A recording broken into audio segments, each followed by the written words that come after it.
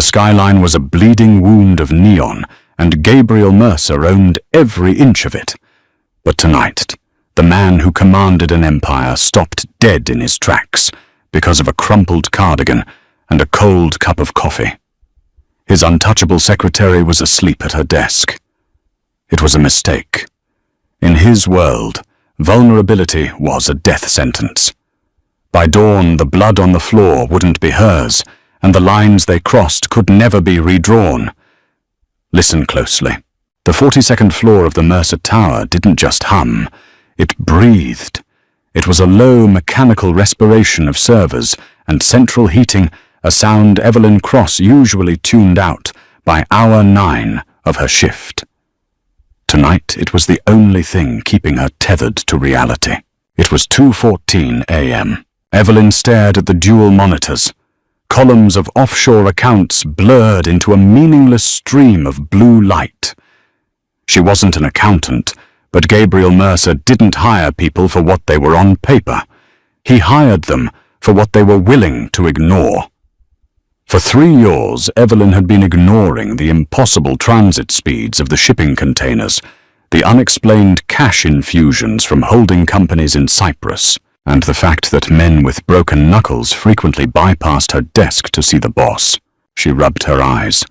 The friction burned. Her spine felt like a column of shattered glass, aching from sitting in the ergonomic chair that never quite lived up to its price tag. Just 3 more ledgers.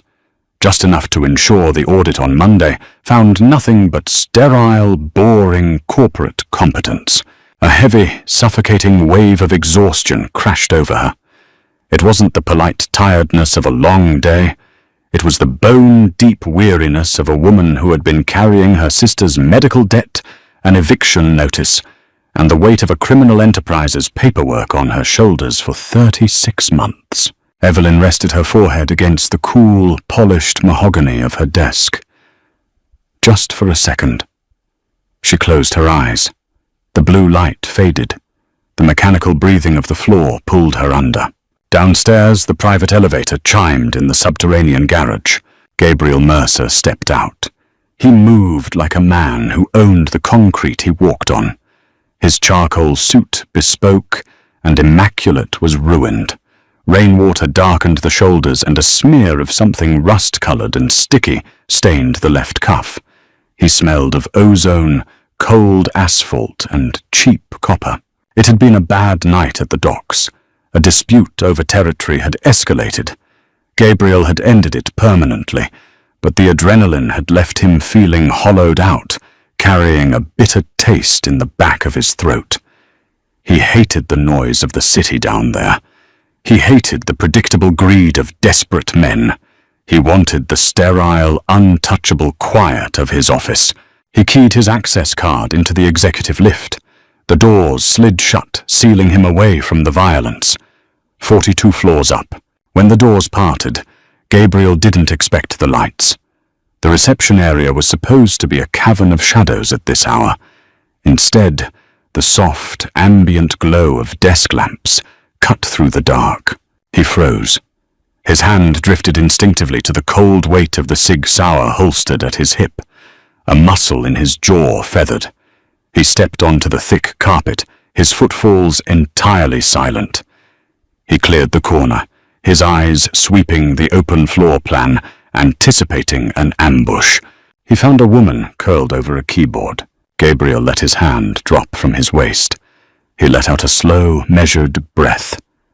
It was Cross. Evelyn. He stood 10 feet away watching her. In the daylight, Evelyn Cross was a machine.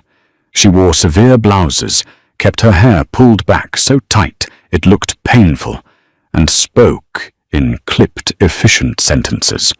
She guarded his schedule like a junkyard dog and processed millions in illicit funds without ever letting a tremor show in her hands.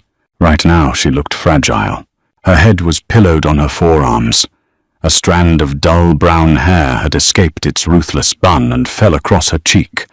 The glow of the monitors painted her pale skin in harsh, unflattering light, highlighting the deep purple bruises of exhaustion under her eyes. She was wearing a cheap, slightly frayed grey cardigan over her silk blouse. It looked out of place in his billion-dollar ivory tower. Gabriel walked closer.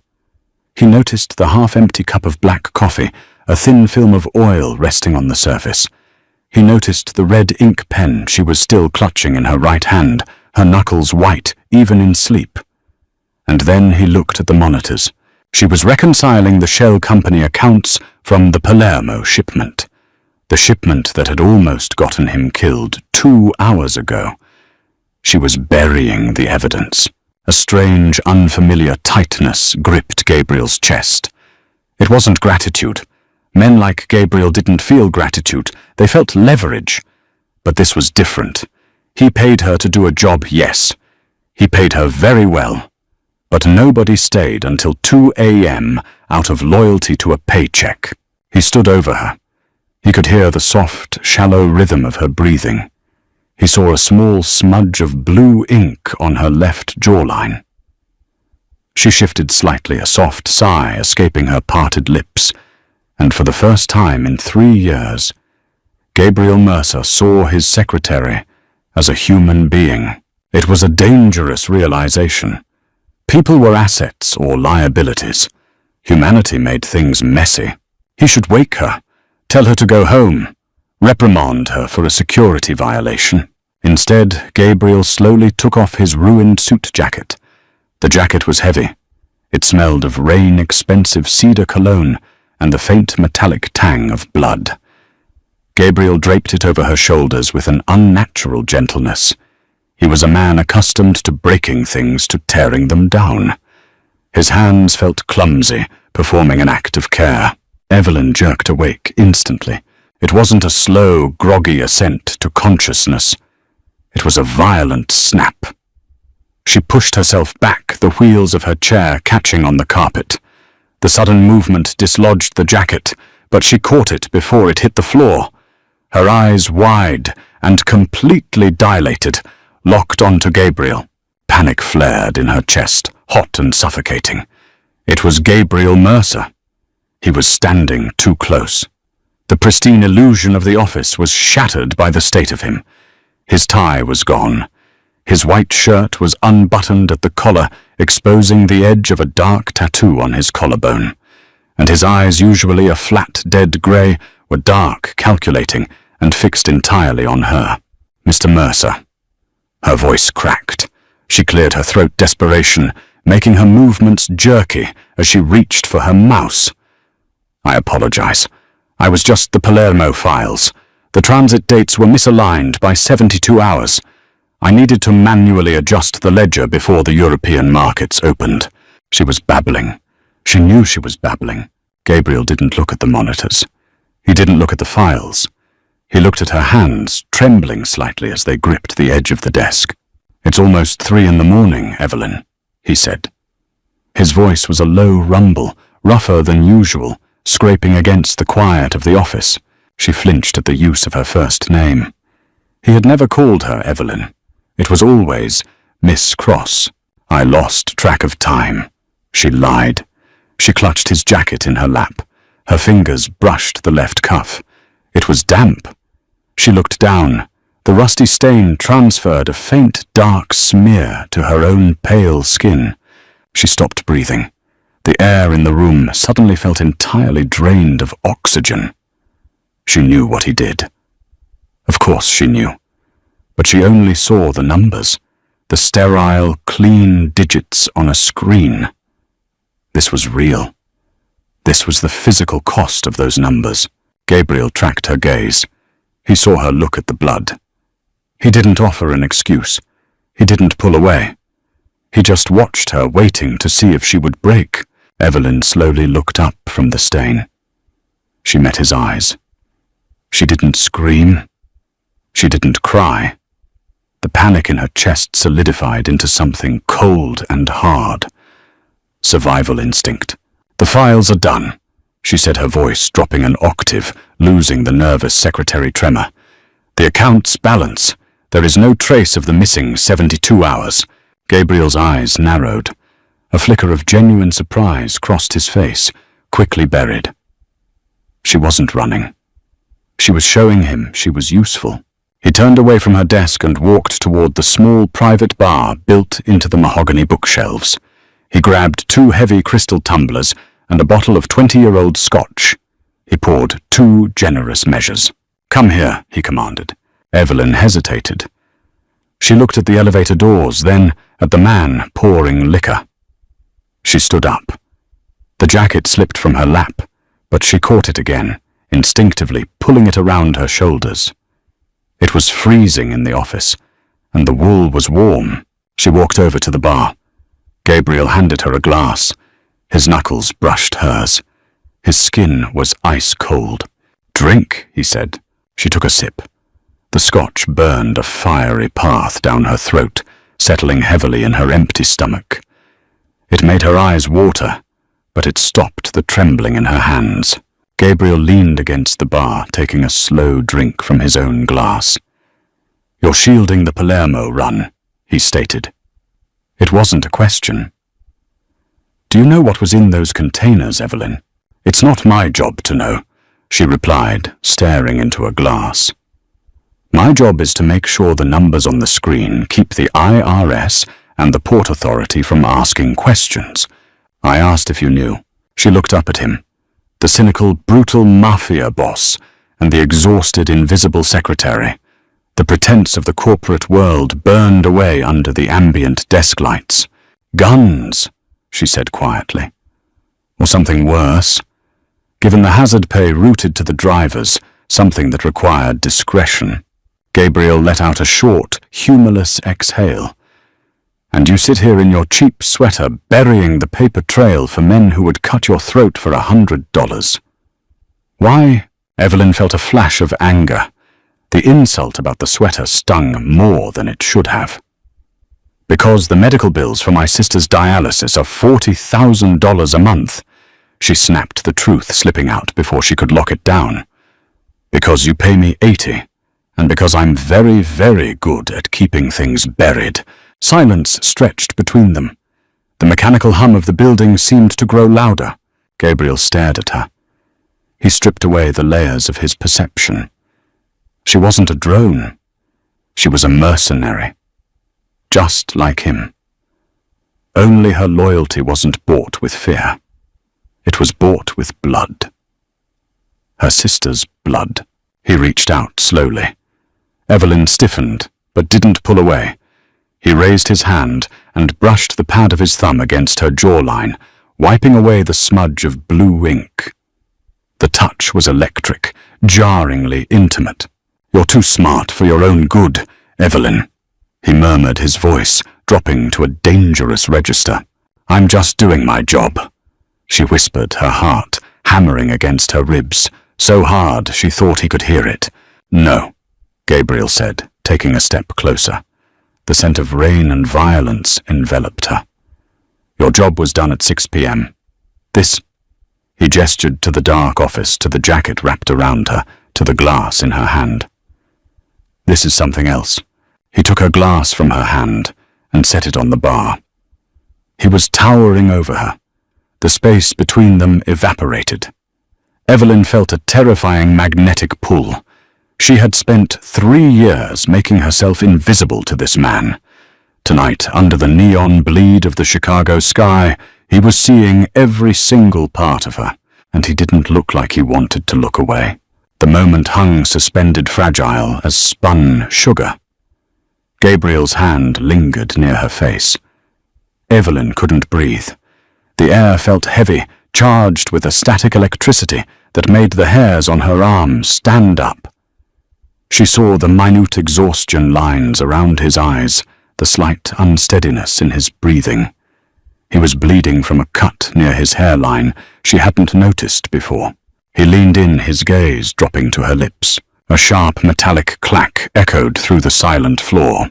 Gabriel's entire posture changed in a fraction of a second. The intimacy vanished, replaced by a cold, predatory tension. He didn't just step back. He shifted, pushing Evelyn behind him with one forceful sweep of his arm. "Get down," he hissed. Evelyn hit the floor hard, her knees taking the brunt of the impact. The heavy wool of his jacket pooled around her. She scrambled under the overhang of the mahogany bar. "Gabriel." Silence. It was a command that brooked no argument. The sound had come from the service elevator, the one at the far end of the floor, usually reserved for the cleaning crew. It was a manual freight lift. It didn't chime, but the heavy metal grate had just been slid open. Gabriel drew the Sig Sauer. The movement was fluid, practiced. He didn't check the chamber. He knew his weapon. He melted into the shadows near the corner of the hallway, leading to the executive suites. Evelyn pressed her hands over her mouth. Her heart felt like a trapped bird beating against her sternum. The alcohol in her system was useless against the sudden sheer terror. Footsteps. Heavy tactical. Rubber soles on the plush carpet. Not one person. Two. Maybe three. They weren't security. Building security carried flashlights and walked with the lazy cadence of men who expected empty rooms. These men moved with deadly synchronized purpose. "Check the corner office," a low, gravelly voice muttered. The accent was thick Russian, maybe. "Light on at the desk. Someone's here." Evelyn realized with a sickening jolt that her monitors were still glowing. Her coffee cup was still steaming slightly. She held her breath until her lungs burned. From her vantage point beneath the bar, she could only see a slice of the hallway. A shadow fell across the carpet. A man stepped into view. He was holding a suppressed submachine gun, the barrel sweeping the room. He took a step toward Evelyn's desk. Gabriel stepped out from the dark. He didn't yell. He didn't issue a warning. Pfft, pfft, two muffled concussive pops. The man dropped like a stone, his weapon clattering uselessly against the edge of Evelyn's desk. The heavy thud of dead weight hitting the floor shook the ground beneath Evelyn's hands. "Contact," a voice yelled from the corridor. Gunfire erupted. It wasn't suppressed. The deafening roar of an assault rifle tore through the silence of the 42nd floor. Glass shattered. The heavy crystal tumblers on the bar above Evelyn exploded, raining sharp fragments and scotch down on her back. She curled into a tighter ball, burying her face in her knees. Gabriel returned fire. Measured, precise shots. He was moving shifting angles, drawing their fire away from the bar. The smell of cordite filled the air, acrid and choking. It smelled like burnt sulfur and copper. The drywall disintegrated under the barrage of bullets. Evelyn clamped her eyes shut. 3 years, she thought hysterically. 3 years of ledgers and spreadsheets, and this is how it ends. Shot under a minibar because I didn't want to leave my desk. The gunfire stopped abruptly. The silence that followed was worse.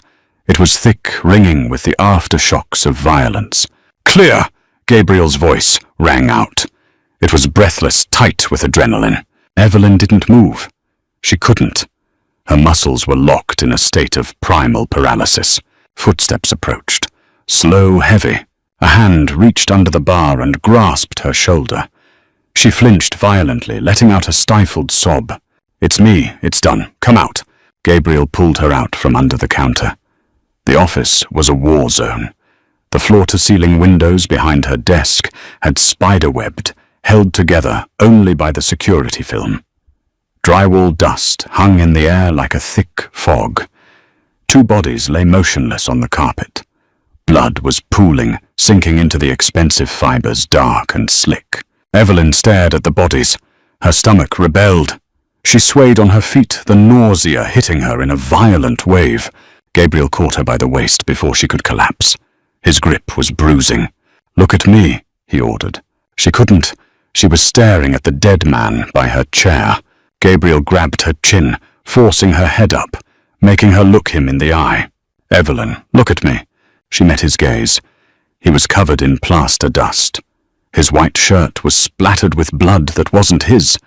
His eyes were wide, feral, entirely stripped of the composed, untouchable facade of the CEO. He was the monster she had always pretended he wasn't. "Are you hit?" he asked, his voice rough. She shook her head mutely. He let out a ragged breath and pulled her against his chest. It wasn't a romantic embrace. It was the desperate, crushing hold of a man anchoring himself to the only living thing left in the room. Evelyn felt the heavy, frantic pounding of his heart against her cheek. She smelled the gunpowder, the sweat, the copper. Slowly, hesitantly, her arms wrapped around his waist. She held on to him. She was holding on to the devil, and he was the only thing keeping her safe. Over Gabriel's shoulder, Evelyn saw the first pale grey light of dawn creeping through the shattered windows. It cut through the dust, illuminating the ruin of her office. The neat stacks of paper were scattered. The dual monitors were dark, hit by stray bullets. Her cheap cardigan, the one he had draped over her, was stained with scotch and blood. The old world was dead. The quiet, invisible life of Evelyn Cross, the efficient secretary, was bleeding out on the carpet alongside the men Gabriel had just killed. He pulled back slightly, looking down at her. The adrenaline was fading, leaving a raw, charged silence between them. He didn't let go of her waist. "We have to leave," Gabriel said quietly. "My cleanup crew will be here in 10 minutes, but the police will follow the noise. You can't be here." "Where?" She swallowed hard, her throat raw. "Where do we go?" He looked at her, really looked at her. He saw the terror, but he also saw the iron core of resilience that had kept her sitting at that desk for 3 years. She hadn't run. She hadn't screamed. She had handed him his jacket. "With me," Gabriel said. It wasn't an offer. It was a claim. He laced his fingers through hers. His hand was warm now, slick with sweat. Evelyn squeezed his hand back. As they walked past the bodies and stepped into the private elevator, the morning sun broke over the skyline, washing the city in gold and blood-red light. By morning, everything had changed. Gabriel drove a matte black Audi RS7. It moved through the pre-dawn streets of Chicago, not like a vehicle, but like an apex predator returning to its den.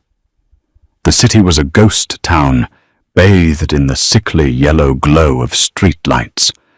Inside the car, the silence was absolute, heavy with the phantom ring of gunfire. Evelyn sat in the passenger seat, staring blankly out the window. Gabriel's ruined suit jacket was still clutched tightly around her shoulders. She felt cold, a deep, bone-chilling cold that had nothing to do with the air conditioning. It was shock.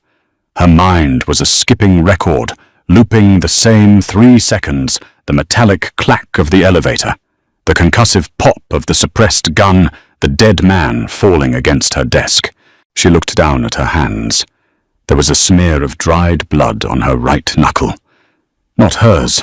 Gabriel drove with one hand resting lightly on the steering wheel, his eyes scanning the mirrors with paranoid intensity. He had stripped off his bloodied white shirt and tossed it in the trunk before they left the garage, pulling on a dark grey t-shirt he kept in a gym bag. The casual clothing made him look younger, rougher, more dangerous. Without the armor of his tailored suits, the violent reality of his life was written plainly in the corded muscle of his arms and the dark ink sprawling across his collarbone. He didn't speak to her. He didn't offer comfort. Evelyn realized he didn't know how. He was a man who solved problems with violence and money. He couldn't shoot the shock out of her system, and he couldn't pay it to leave. They crossed the river heading west, away from the glittering skyscrapers, and into a neighborhood where the buildings squatted low and the streetlights were mostly broken. Gabriel pulled into a narrow, unassuming alleyway behind a row of dilapidated brick warehouses. The heavy steel door of a garage rolled up automatically as they approached. The interior was surprisingly pristine, a cavernous, brightly lit space that housed a vintage Mustang and a collection of high-end motorcycles. It smelled of engine oil and floor wax. Gabriel cut the engine. He turned to look at her. "We stay here until I figure out who bought the hit," he said, his voice flat. Evelyn nodded slowly. She reached for the door handle, but her fingers were numb. They fumbled against the polished metal. Gabriel let out a sharp sigh. He opened his door, walked around the front of the car, and opened hers. He reached in, grasped her upper arms, and pulled her out. His touch was firm grounding. "Walk," he instructed. He led her to a heavy steel door at the back of the garage. It opened into a stark, minimalist apartment. It was a safe house. It looked like a luxury hotel room that had been stripped of all personality. Leather furniture, grey walls, bulletproof glass over the single window. "Bathroom is through there. Take a shower. Wash the dust off. There are clean clothes in the closet. My sizes, but they'll do." Evelyn just stood in the center of the living room. The adrenaline crash was hitting her now, a physical weight pressing down on her shoulders. Her knees felt like water. She swayed. Gabriel caught her shoulders before she could fall. "Evelyn," she looked up at him. Her eyes were swimming with unshed tears. "My sister," she whispered, her voice cracking. "I have to call my sister. I have to go to the hospital. Today is Tuesday. I always visit her on Tuesdays." The hardened mask of the mafia boss slipped just a fraction. Gabriel stared at the terrified, exhausted woman holding on to him. He knew about the sister. He knew about the medical debt. That was why she was on his payroll. He bought loyalty by solving desperate problems. But he had never had to deal with the messy human reality of it. "You can't call her," Gabriel said, his voice softer than he intended. "They hit my office. They know who you are. If they traced the hit, they traced my employees. The hospital isn't safe. She needs me." Evelyn insisted, a note of hysteria creeping into her voice. She tried to pull away from his grip. "She's sick, Gabriel. I'm all she has. If you go to that hospital, you're dead. And if they find you there, she's dead too." He didn't sugarcoat it. He couldn't afford to. Evelyn stopped struggling. The truth of his words hit her like a physical blow. She sagged against him, a dry sob tearing from her throat. She buried her face in his chest, her hands clenching the fabric of his t-shirt. Gabriel froze. He was unaccustomed to comfort. Women in his world didn't cry on his chest. They schemed, they negotiated, or they screamed. He stood rigidly for a moment, his arms hovering awkwardly. Then, slowly, heavily, he wrapped his arms around her. He pressed his face into the crown of her head. She smelled like cheap vanilla shampoo and gunpowder. "I have men at the hospital," Gabriel murmured into her hair. "Plain clothes. They've been there since you started working for me. Nobody will touch her. I swear it on my life." Evelyn stilled. She pulled back slightly, looking up at him, her tear-streaked face a mixture of shock and confusion. You put guards on my sister. You handled my money, Evelyn," he said, avoiding her gaze. "You were a vulnerability. I secure my vulnerabilities." It was a cold, calculated explanation, but the way his hand lingered on her waist betrayed a different truth. He hadn't just secured a vulnerability. He had protected something she loved. "Go shower," he ordered softly, stepping back and breaking the contact. The loss of his warmth made Evelyn shiver. "We have work to do." An hour later, Evelyn emerged from the bathroom.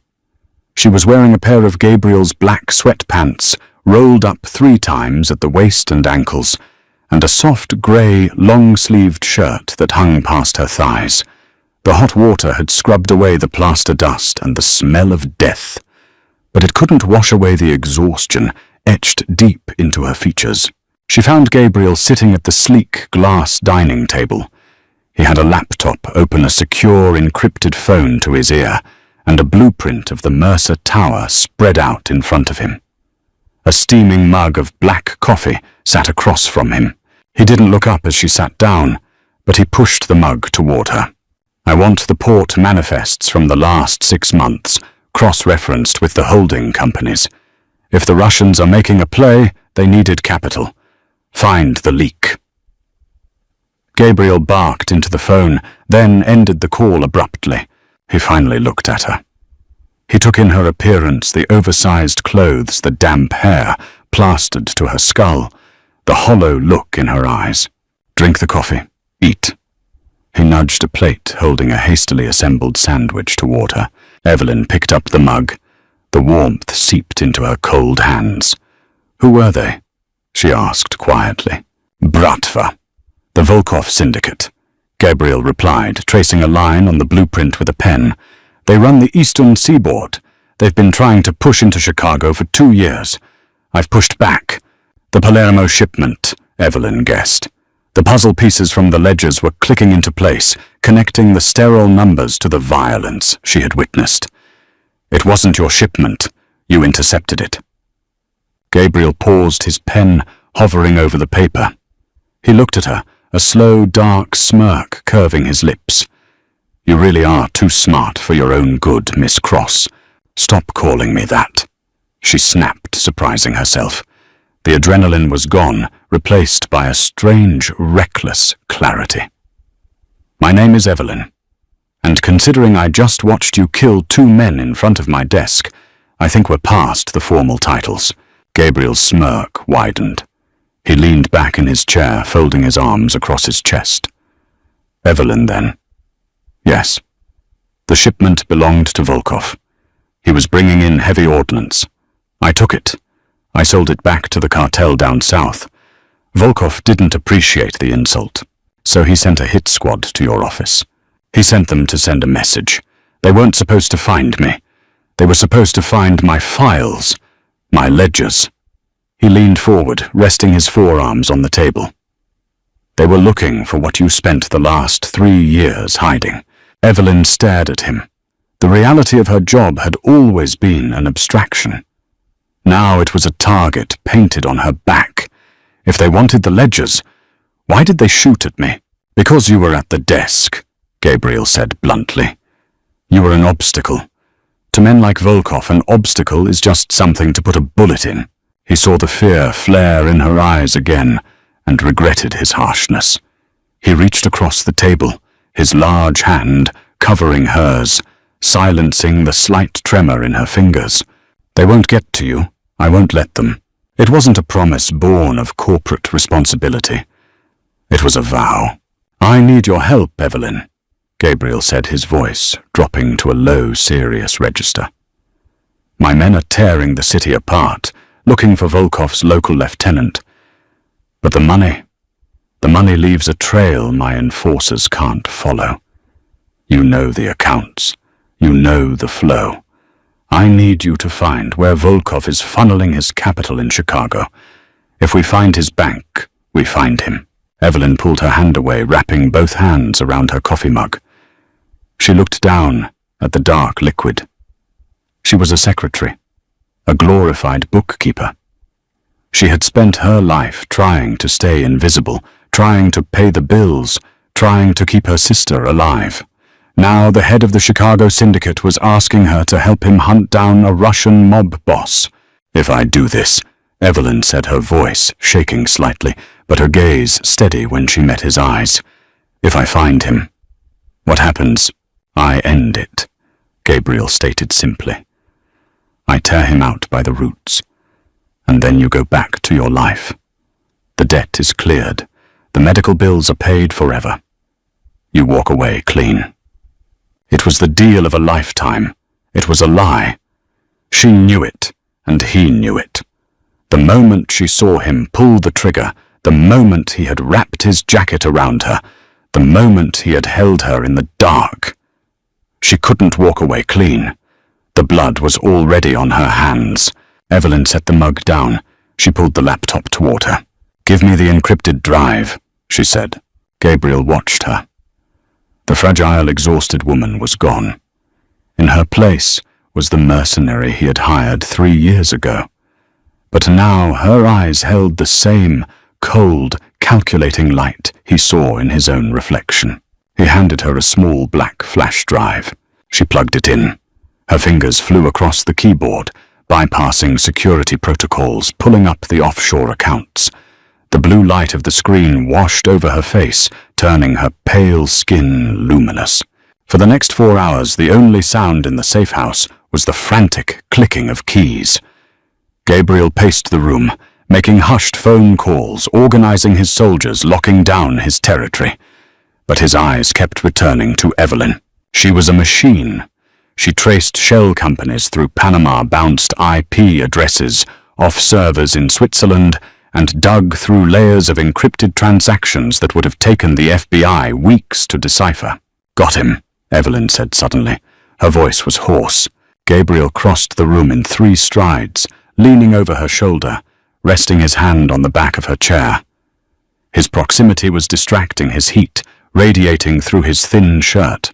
"Show me." She pointed to a convoluted diagram on the screen. "He's not using a bank. He's using a front. A high-end real estate development firm in the Gold Coast, Ethelgard Holdings. They've been buying up distressed properties, inflating the renovation costs, and washing the cash through offshore contractors. The money for the hit squad, it came from an expedited consulting fee paid out 2 days ago." Gabriel stared at the screen. A dark, terrifying smile spread across his face. He leaned down his lips, brushing against her ear. "You're a terrifying woman, Evelyn." She shivered the warmth of his breath, sending a jolt straight to her core. She turned her head slightly. Their faces were inches apart. The sterile light of the laptop illuminated the raw, undeniable tension between them. "I learned from the best," she whispered. He didn't pull away. He looked at her mouth. The urge to kiss her, to claim the fire he saw burning in her eyes, was overwhelming.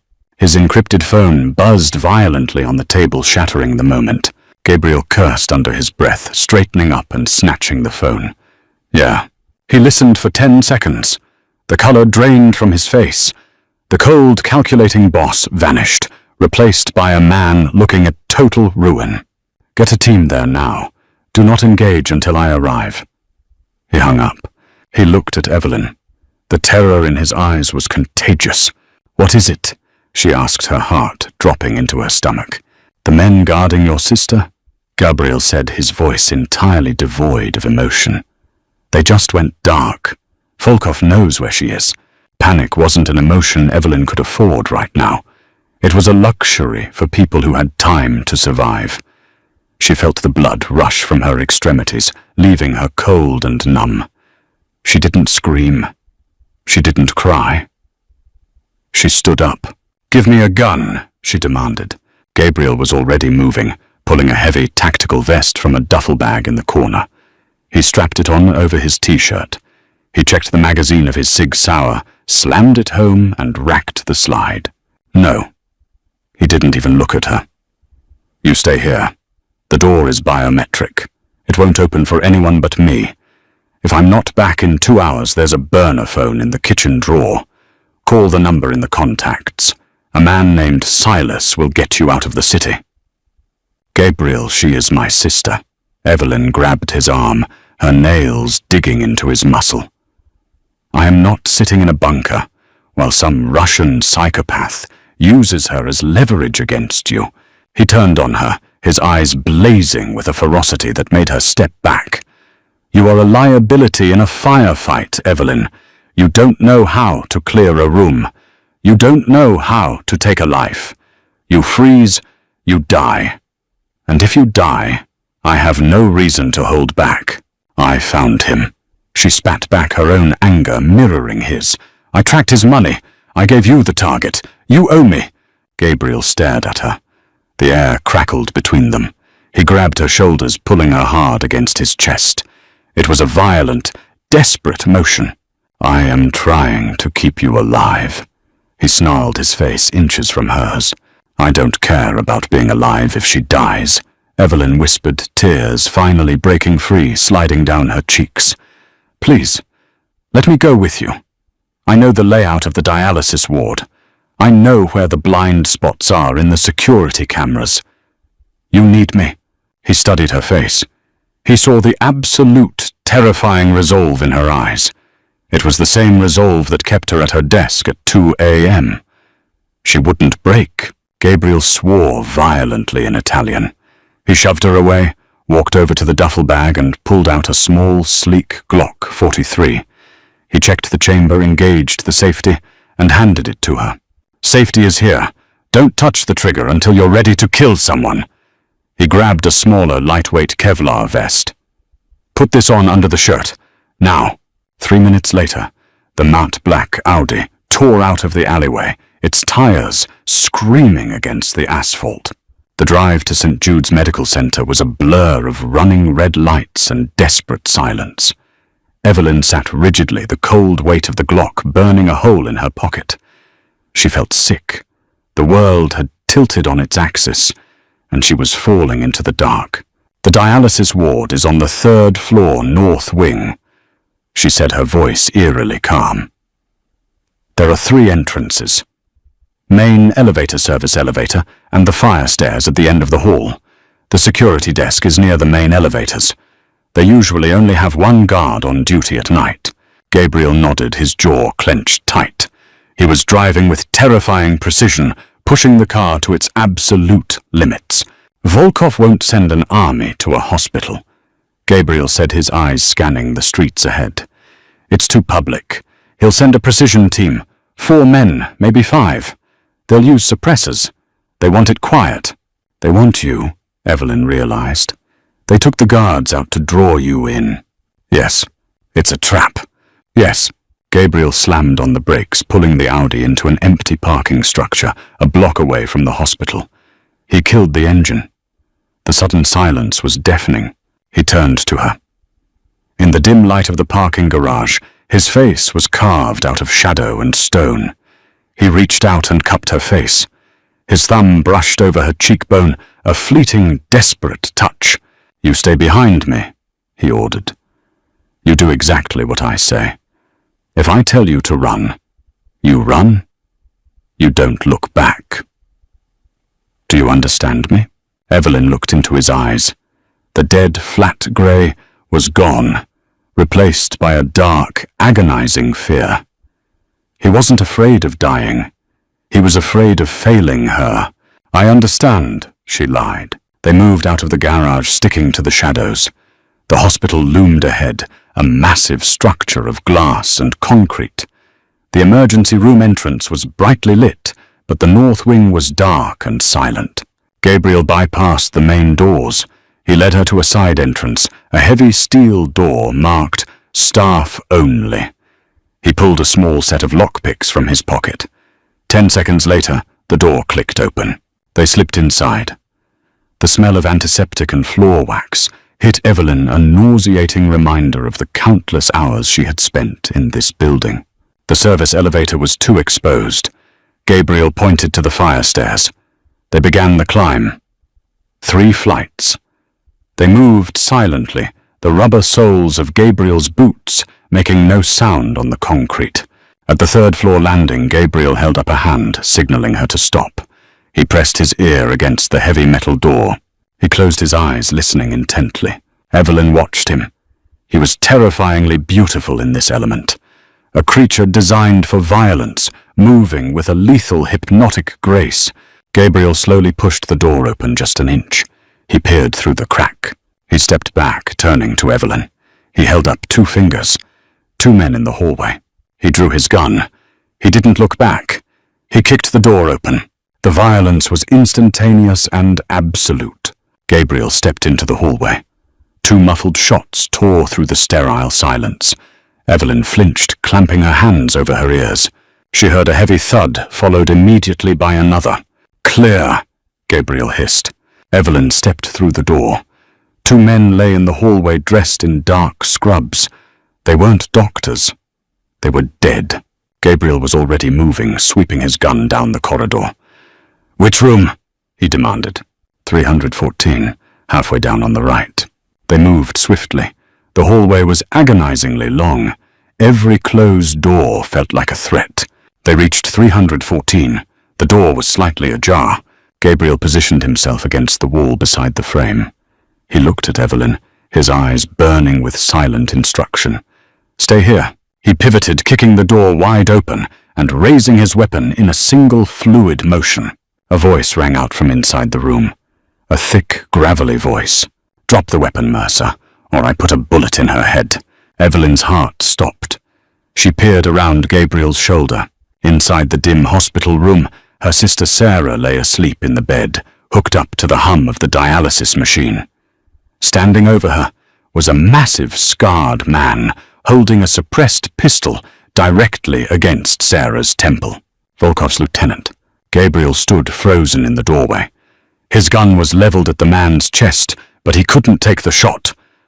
Not with the gun to Sarah's head. "Drop it!" The Russian repeated, a cruel smile twisting his face. "The boss sends his regards for the Palermo shipment." Gabriel's jaw feathered. He slowly lowered his weapon. "Gabriel, no." Evelyn breathed panic, clawing at her throat. The Russian looked past Gabriel and saw Evelyn. His smile widened into a predatory grin.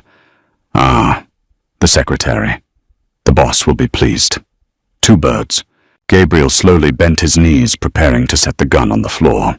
Evelyn didn't think. She didn't calculate the odds. She saw the man who was going to kill her sister. She saw the man who was going to kill Gabriel. She stepped out from behind Gabriel. She raised the Glock 43. Her hands were shaking violently, but she remembered Gabriel's words. "Don't touch the trigger until you're ready to kill someone." She was ready. The Russian's eyes widened in surprise as he saw the small, terrified woman pointing a gun at him. He shifted his aim, pulling the gun away from Sarah's head to point it at Evelyn. It was a fatal mistake, a half-second distraction. Gabriel moved with impossible speed. He didn't drop his gun. He brought it up in a blinding arc. Crack. Gabriel fired. The bullet took the Russian squarely between the eyes before he could pull the trigger on Evelyn. The massive man crumpled backward his gun, clattering to the linoleum floor. The silence that rushed back into the room was deafening. The only sound was the steady, rhythmic beeping of Sarah's heart monitor. She hadn't even woken up. The suppressors had done their job. Evelyn stood frozen, the Glock still aimed at the dead man. Her entire body was trembling. She had almost pulled the trigger. She had crossed the line. Gabriel walked over to her. He gently took the gun from her rigid hands, engaged the safety, and slipped it into his pocket. He didn't say a word. He pulled her into his arms, burying his face in her neck, holding her so tightly she could barely breathe. She clung to him, sobbing violently against his chest, her tears soaking his shirt. The Mafia boss and the secretary, bound by blood, forged in fire. They stood in the dark hospital room, surrounded by death, holding on to the only thing that felt real. By morning, everything had changed, and there was no going back. The heart monitor maintained its steady, ignorant rhythm. Sarah slept on, oblivious to the dead man bleeding out on the linoleum a few feet from her bed. Evelyn stepped back from Gabriel's chest. The fabric of his shirt was damp with her tears, but her eyes were dry now. The hysterical panic had burned off, leaving behind a cold, crystallized clarity. She looked at the Glock resting in his pocket. She looked at the body. "We have to move her," Evelyn said. Her voice was flat, devoid of the tremor that had shaken her frame a minute ago. Gabriel studied her face. He recognized the shift. It was the same deadening of the soul he had experienced at 19, the first time he had to pull a trigger to keep what was his. A part of him mourned for the civilian she had been just 4 hours ago. The rest of him was intensely relieved she had survived the transition. "My extraction team is 3 minutes out," Gabriel replied, pulling a burner phone from his pocket and sending a single text. "They have a private ambulance. We're moving her to a secure clinic I own in the suburbs. Fully staffed, completely off the grid. The Bratva doesn't know it exists." Evelyn nodded. She didn't ask questions. She walked over to her sister's bed and began carefully detaching the secondary IV lines, leaving only the essential ports connected. Her hands were perfectly steady. Gabriel watched her work. She was methodical, efficient. The secretary who managed his schedule was managing an extraction from a murder scene. "Evelyn," he said quietly. She paused, looking over her shoulder. "You stepped in front of a gun for me." It wasn't a question, but he needed to hear the reasoning. In his world, people took bullets for money, for fear, or for blood oaths, not for their boss. He was going to kill Sarah, she replied, turning back to the IV stand. He was aiming at me. You drew his fire. She stopped. Her fingers rested against the cool plastic of the medical tubing. She didn't look at him when she finally answered. You're the only thing standing between us and men like him. If you die, we die. It was a calculated risk. It was a lie. They both knew it. The math of the situation had vanished the moment he had wrapped his blood-stained jacket around her shoulders. But Gabriel let her have the lie. She needed the armor. Heavy footsteps echoed down the corridor, swift and disciplined. 3 men in tactical gear stepped into the room. They didn't spare a glance at the dead Russian on the floor. They looked directly at Gabriel. Clear the route, Gabriel ordered. Get the girl onto the gurney. We move in 60 seconds. The men moved with practiced precision. Within minutes, Sarah was transferred, her machinery loaded onto a portable battery unit. They rolled her out into the dark hallway, stepping carefully over the bodies.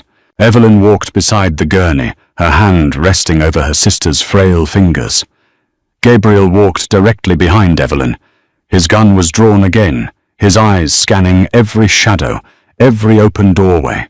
He was a shield of Kevlar and violence at her back. They reached the service elevator. They descended to the loading dock where an unmarked ambulance was waiting, its engine purring in the damp night air. As the paramedics loaded Sarah into the back, Gabriel caught Evelyn's arm. You go with her, he said. The clinic is a fortress. You stay there until I give the all clear. Evelyn looked at the dark maw of the ambulance, then back at Gabriel. He was covered in drywall, dust, blood, and sweat.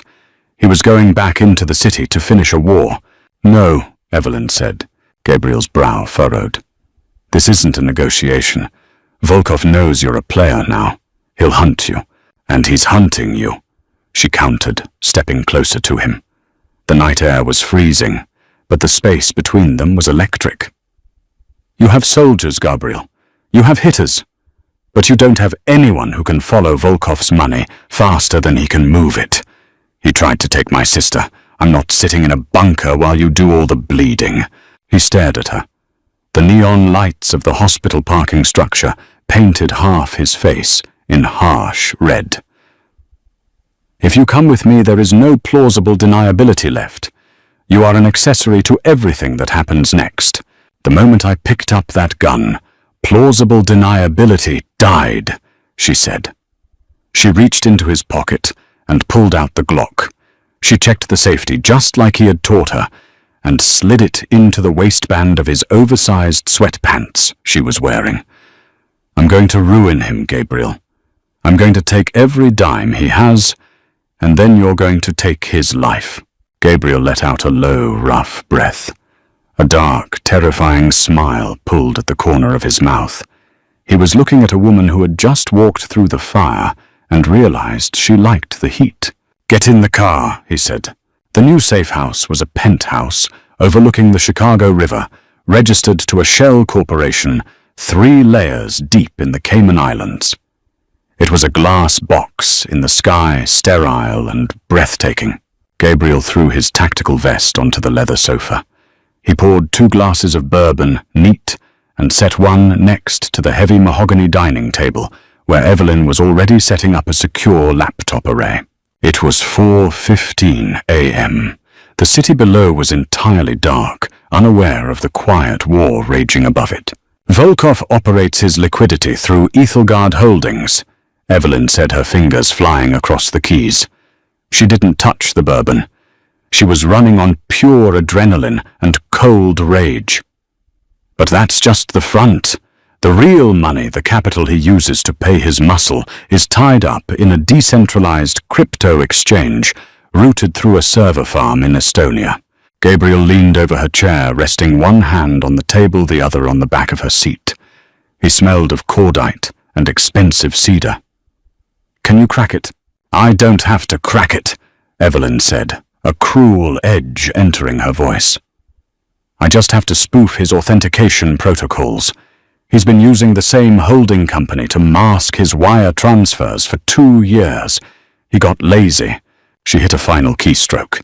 The screen filled with lines of cascading green data. Numbers. Massive, staggering numbers. Millions of dollars sitting in digital escrow. He owes the Sinaloa cartel $3 million for the guns you stole. Evelyn murmured, her eyes tracking the data.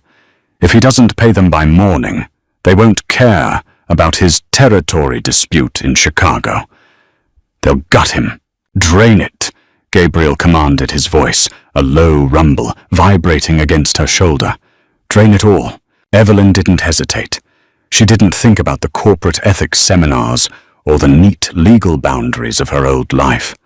She initiated the transfer. She didn't steal the money for Gabriel. That would leave a trace. Instead, she scattered it. She routed the funds into 1,000 different micro-accounts belonging to legitimate, untraceable charities across the globe. She vaporized a mafia empire with the stroke of an enter key. Done, she whispered. The screen showed a zero balance. Volkov is going to wake up a dead man, Gabriel said softly. He reached out and gently spun her chair around to face him. He braced his hands on the armrests, trapping her. He was kneeling slightly, bringing his face level with hers. You just dismantled the Eastern Bratva syndicate in 20 minutes, Gabriel said, his grey eyes searching hers. Men with guns have been trying to do that for a decade. Guns are loud, Evelyn replied, her breathing hitching as his gaze dropped to her lips. Numbers are quiet. You're not quiet anymore, Evelyn. He closed the distance. The kiss wasn't gentle. It was a collision. It held the desperate, frantic energy of the night, the fear, the violence, the absolute relief of survival. Gabriel's hands tangled in her hair, holding her securely as his mouth claimed hers. He tasted of bourbon and adrenaline. Evelyn kissed him back with equal ferocity. She grabbed the fabric of his t-shirt, pulling him closer, anchoring herself to the solid, dangerous reality of him. The cold, cynical world they lived in fell away, leaving only the heat between them. It was a surrender, not of power, but of pretense. She wasn't the secretary hiding in the shadows. She was exactly where she belonged. When Gabriel finally pulled back, they were both breathless. He rested his forehead against hers. Tomorrow, he murmured, his voice rough. I clean up the rest. I find Volkov before the cartel does, and I make sure he never looks at you or your sister again. Evelyn corrected softly. We clean it up. Gabriel looked at her, a slow, genuine smile breaking through his hardened features. It was Thursday morning. The Chicago skyline was a brilliant, unforgiving blue. The 42nd floor of the Mercer Tower was unrecognizable. The cleanup crew had worked a miracle. The shattered glass had been replaced, the bloodstains chemically lifted from the carpet, the drywall patched and painted. The heavy oak desk sat exactly where it always had, flanked by dual monitors. Evelyn stood in front of the desk. She was wearing a tailored black suit that cost more than her first car. The severe bun was gone. Her hair fell in loose, soft waves around her shoulders. She held a cup of black coffee, but her hands weren't shaking. Gabriel stood by the floor-to-ceiling windows of his executive suite, looking out over the city. He wore a pristine charcoal suit, the jacket perfectly fitted over his broad shoulders. There were no bruises visible. There was no blood. The city read the morning papers. A prominent real estate developer, Alexander Volkov, had been found dead in his Gold Coast mansion. The police suspected a cartel dispute over missing funds. A tragic, bloody end to a criminal life. The numbers had done their job. Gabriel had only needed to point the cartel in the right direction. The audit is complete, Evelyn said, breaking the silence. She didn't raise her voice. She didn't need to. The Ethelgard accounts have been scrubbed.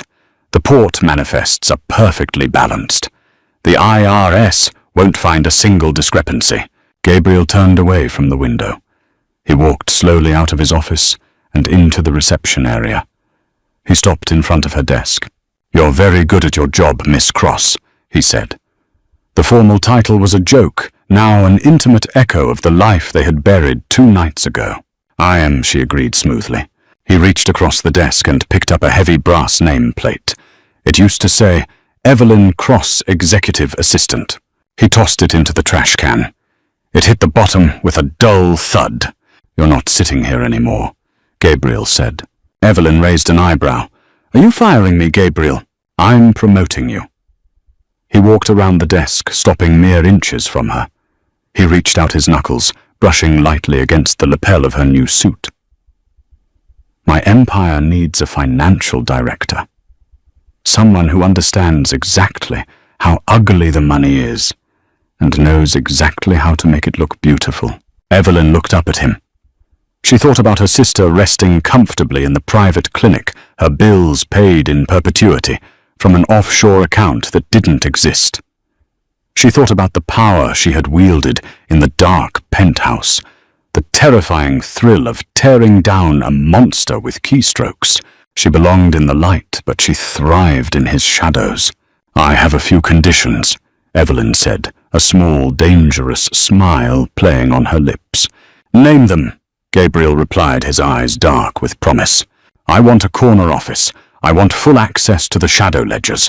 And I never ever want to see another cheap grey cardigan as long as I live." Gabriel chuckled a low, rich sound that warmed the sterile air of the 42nd floor. He leaned down, capturing her lips in a slow, claiming kiss that promised chaos and absolute devotion. "Done!" he murmured against her mouth. He took her hand, lacing his fingers through hers, and led her away from the secretary's desk. They walked through the heavy glass doors of the executive suite, stepping into the seat of power together. The skyline outside belonged to Gabriel Mercer, but the man who owned the city now belonged entirely to the woman who kept his ledgers. By morning, everything had changed, and it was never going back. Did Evelyn's ruthless transformation from a quiet secretary to a mob queen leave you breathless? If you loved watching Gabriel and Evelyn burn down the criminal underworld to protect what's theirs, smash that like button and subscribe to the channel. Right now, we have more gritty, high-stakes, mafia romance stories coming your way.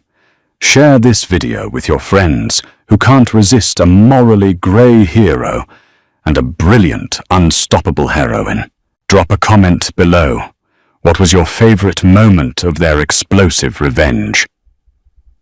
Hit the notification bell so you never miss a new story.